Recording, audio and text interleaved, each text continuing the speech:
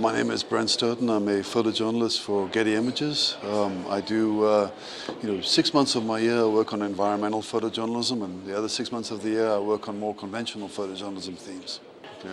I think that most photojournalists are in essence making choices about covering something that's wrong in the world, and looking at an issue that is of concern to humanity in a sense. Well, I feel the same way about the environment. I feel the same, I don't think that animals or wild spaces are less important than what's happening to the human race. I think we live, we should be living in harmony with each other, and the more we neglect the environment, the greater the jeopardy for the human race in the future. So, I try to work on this because I think there's a lot of good photojournalists already working on conflict and, the usual things that photojournalists work on. But I think there are many forms of conflict, and I choose to spend my time working on a lot of environmental issues because I think they're undercovered. And I think people are not understanding that there's a deep connection between what happens to the planet and what happens to us as people. So that's really the main reason why I choose to work the way that I do. I also work much better by myself. I don't like large crowds of people and large crowds of journalists. It makes me nervous.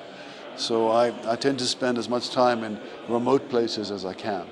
But really at the heart of this is, animals are like children for me. They have an innocence to them. They have their own societies, their own structures, their own way of being, and they live in harmony.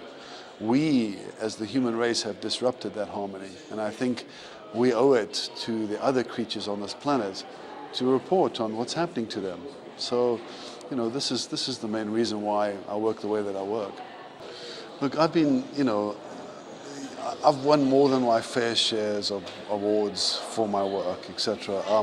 I'm not always sure why I've been successful, but I think that I work on a lot of themes that are neglected, and they're big themes. And I think that people, maybe the judges, maybe that every now and again they feel that it's important to remind people that these issues are also occurring, and that yes, we have massive conflicts and we have massive refugee issues and we have politics and all of those things, but we also have the planet that we live on, and all of these things are playing out on that stage. So to talk about the stage itself is important.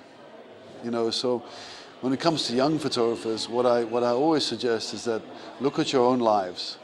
Look at what you really care about, and don't try to be strong enough to make your own choices. Don't feel that you have to go where everyone else is going.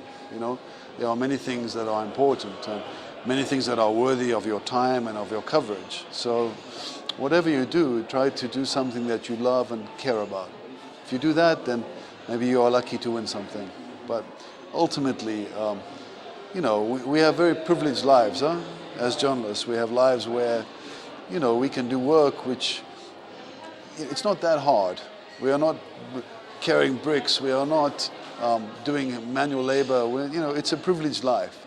So understand that, you are already a winner just by being in this profession. Really, the awards are nice and they help with recognition, but that should not be your goal. Do what you love.